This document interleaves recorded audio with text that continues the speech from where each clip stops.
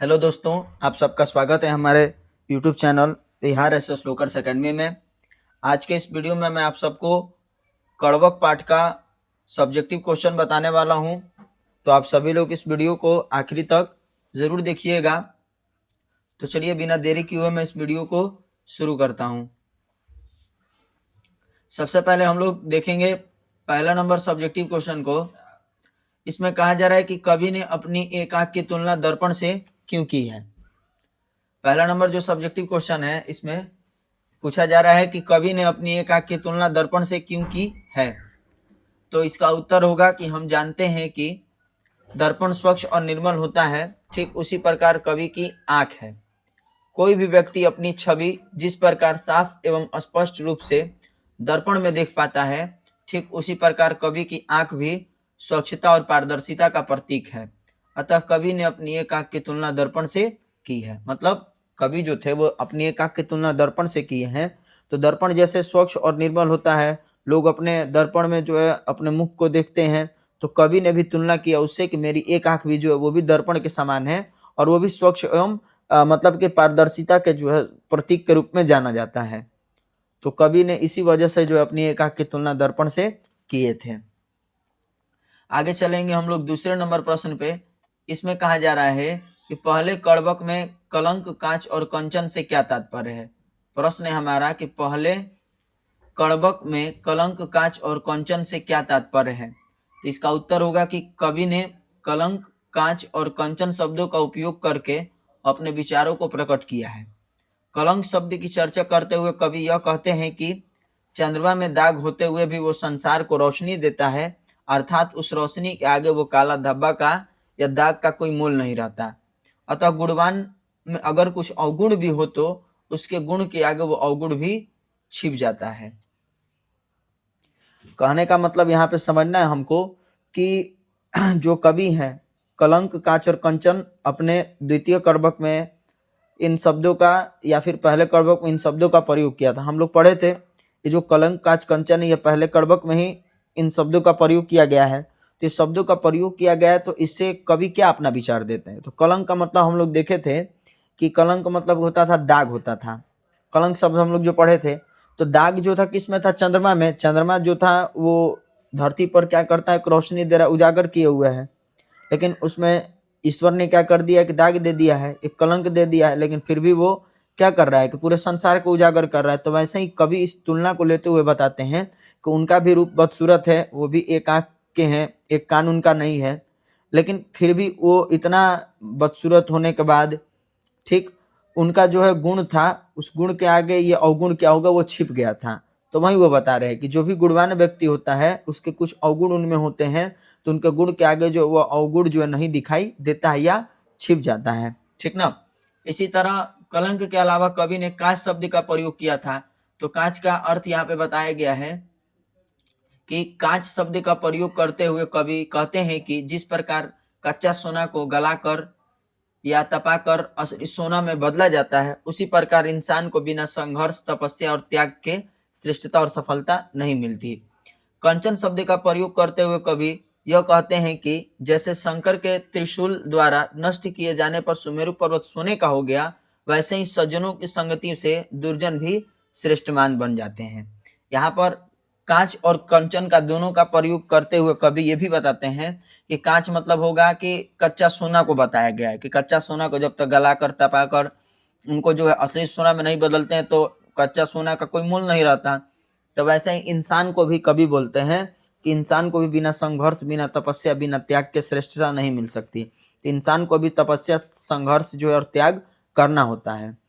कंचन का अर्थ यही बताए थे कि यहाँ पर जो है सोने को लेकर के यहाँ पर बता रहे हैं कि जिसमें शंकर जी के त्रिशूल से जो है जब सुमेरु पर्वत को प्रहार किया गया तो टूटने का बजाय कैसा बन गया, तो वो सोना का पर्वत बन जाता है। तो वहीं कहा जा रहा है कि सज्जनों की संगति से दुर्जन व्यक्ति भी क्या होते हैं, वो श्रेष्ठमान बन जाते हैं। इसी तरह आगे चलेंगे तीसरे नंबर प्रश्न पे। तीसरा नंबर प्रश्न कह रहा है कि पहले कड़मक में व्यंजित जायसी के आत्मविश्वास का परिचय अपने शब्दों में दे। तो इसमें बताया गया है कि पहले कड़वक में कवि अपने आत्मविश्वास को दर्शाया है। कवि का एक ही आंख है, वो चेचक के कारण रूपहीन है, लेकिन रूप का और एक आंख के न होने से इंसान का महत्व कम नहीं हो जाता। कवि दृढ़ आत्मविश्वास के साथ कहते हैं कि दाग तो चंद्रमा में भी है, फिर भी वो सारा जग को प्रकाशित करता है। त्रिशूल तो सुमेरु पर्वत को लगे थे, फिर भी वो सोने का हो गया। पानी तो समुद्र का खारा होता है, फिर भी वो असूझ और अपार है। अतः ऐसा नहीं है कि कुछ अवगुण के होने से सारे गुण खत्म हो जाते। कवि का यह आत्मविश्वास जनमानस के लिए नई चेतना है। तो कवि का आत्मविश्वास यह दर्शाया जा रहा है कि कवि के पास एक आंख था, उनको चेचक हुआ था, चेचक के कारण रूपहीन है, लेकिन एक आंख और उनका जो रूप जो है वो सही नहीं था। तो इससे क्या होता है कि इंसान का महत्व तो कम नहीं होता, इन्होंने लेखक ने बताया। कवि जो है अपने दृढ़ आत्मविश्वास के साथ ये कहते हैं कि चंद्रमा में दाग है, फिर भी वो संसार को उजागर किए हुए है। ठीक त्रिशूल जो सुमेरु पर्वत को लगा था, ठीक तो वो सोने का बन गया। लेकिन जो है उसके बाद कहा जा रहा है कि इंसान में कुछ अवगुण होता है, तो अवगुण होता है तो अवगुण जो है वो गुण के आगे क्या होता है कि दिखाई नहीं देता है। तो इन्हीं सब बातों को कवि ने अपना जो है आत्मविश्वास के तौर पर जिक्र किया है। ठीक, इसके बाद आगे चलेंगे चौथे नंबर प्रश्न पे। इसमें कहा जा रहा है कि कवि ने किस रूप में स्वयं को याद रखे जाने की इच्छा व्यक्त की है, उनकी इस इच्छा का मर्म बताइए। तो कवि ने या कवि जो है कहते हैं कि यह जगत तो नश्वर है, केवल कृतियां ही अमर रह जाती है। जिस प्रकार पुष्प अपने नश्वर शरीर त्याग कर देता है किंतु उसकी सुगंध धरती पर व्याप्त रहती है, ठीक उसी प्रकार महान व्यक्ति इस धाम पर जन्म लेकर अपने कृति से ही अपना पहचान यहाँ छोड़ जाते हैं। अतः कवि भी अपनी कृति से ही अपने को याद रखे जाने की इच्छा व्यक्त करते हैं। मतलब यहाँ पे ये कहा गया है ना, प्रश्न में कह रहा है कि कवि ने किस रूप में स्वयं को याद रखे जाने की इच्छा व्यक्त की। तो हम लोग दूसरे करबक में पढ़े भी थे, कवि क्या चाहते हैं, तो कवि ये चाहते हैं कि जैसे उन्होंने कहानी बताया था पद्मावती का, और जो राजा रतन सेन थे, अलाउद्दीन सुल्तान थे, उनके कहानी में ये जिक्र किए कि सभी लोग आज इस धरती पर नहीं है, लेकिन इनकी कृतियां जो है इस धरती पर विद्यमान है। तो ठीक उसी प्रकार जो है मलिक मोहम्मद जायसी भी चाहते हैं कि वो ऐसा कर्म करे, ऐसा कार्य करे या उस तरीके की रचनाएं करे कि जिसको लोग पढ़ करके इनके न रहने के बाद भी जो लोग इनको याद करे। ठीक ना, तो ऐसा जो है इन्होंने मतलब कि काम किया था। तो वही चाहते हैं कि जो कवि थे वो स्वयं को याद रखे जाने की जो इच्छा वो व्यक्त करते हैं। तो यहाँ पर फूल का भी उदाहरण देते हैं कि पुष्प मर जाते हैं, लेकिन उनके जो मतलब कि मुरझा जाते हैं वो, लेकिन उनमें जो सुगंध होता है तो सुगंध रहता है। तो वही लेखक भी कहते हैं कि वो भी इस धाम पर, इस संसार पे नहीं रहेंगे, लेकिन उनकी कृतियां जो है पहचान की भांति इस संसार में रहेंगी। तो इसी तरह के जो है मतलब इच्छा व्यक्त करते हैं कि मुझे इसी प्रकार जो लोग याद रखें मेरे ना रहने के बाद। आगे फिर 5वां नंबर प्रश्न में जो कह रहा है, इसमें कह रहा है कि भाव स्पष्ट करने के लिए। ऐसा क्वेश्चन भी एग्जाम में पूछा जाता है। हमने आप लोगों को बताया भी था कि एग्जाम में व्याख्या करने वाला क्वेश्चन आता है कि व्याख्या करें, तो उसमें 4 क्वेश्चन जो है दिया रहता है, 4, और 4 में से कहता है कि 2 का जवाब दीजिए, और 2 क्वेश्चन जो है कितना नंबर का होगा, तो 4-4 नंबर का। तो टोटल कितना नंबर का हो गया, 8 नंबर का क्वेश्चन आपसे पूछता है। 2 क्वेश्चन काव्य खंड का रहता है और 2 क्वेश्चन गद्य खंड का रहता है। ठीक ना, तो यहाँ पर उसी से रिलेटेड यहाँ पे पहला पार्ट में क्वेश्चन दिया भाव स्पष्ट करे। तो क्वेश्चन क्या कर रहा है कि जो लई अम्बही डाभ न हुई तो लई सुगंध बसाई न सोई। तो हम लोगों ने इसका अर्थ भी देखा था। जो लही मतलब होता है जब तक, आ तो लही मतलब होता है तब तक, आ अम्बही मतलब होता है आम, आ डाभ न हुई मतलब होता है मंजीरिया या नुकीलापन। तो कहा जाता है कि जब तक आम में नुकीलापन या मंजीरिया नहीं लगेंगी तो लही सुगंध बसाई न सोई, तब तक आम में सुगंध नहीं बसेगा। तो उसी चीज को हमको भाव स्पष्ट करना है। तो कैसे करेंगे, तो देखिएगा आप लोग, लिखा गया है कि प्रस्तुत पंक्तियां हमारी पाठ्य पुस्तक दिगंत भाग 2 के कणबक भाग 1 से जो है भाग 1 से लिया गया है, जिसके कवि मलिक मोहम्मद जायसी हैं। कवि इस पंक्ति के माध्यम से कहना चाहते हैं कि जिस प्रकार आम में सुगंध आने के लिए डाभ युक्त मंजरियों का निकलना जरूरी होता है, उसी प्रकार जो है दोष के पुरुष में गरिमा नहीं आती है। ठीक, आगे चलेंगे नेक्स्ट क्वेश्चन में। 6ठा नंबर क्वेश्चन में कह रहा है कि रक्त के लेई का क्या अर्थ है। तो रक्त के लेई का अर्थ, इसका उत्तर होगा कि कवि इस पंक्ति के माध्यम से यह कहना चाहते हैं कि वे अपने काव्य को रक्त की लेई लगाकर जोड़ा है, जो गाढ़ी प्रीति के नयन जल में भिगोई हुई है। अर्थात इस काव्य को लेखक ने अपने कलेजे के खून से रचा है। तो ये 6 नंबर का उत्तर है। इसके बाद बात करेंगे 7वें नंबर प्रश्न को। इसमें कहा गया है कि मोहम्मद यही कवि जोरी सुनावा। यहाँ कवि ने जोरी शब्द का प्रयोग किस अर्थ में किया है। तो इसका उत्तर होगा कि कवि ने यहाँ जोरी शब्द का प्रयोग जोड़कर के अर्थ में किया है।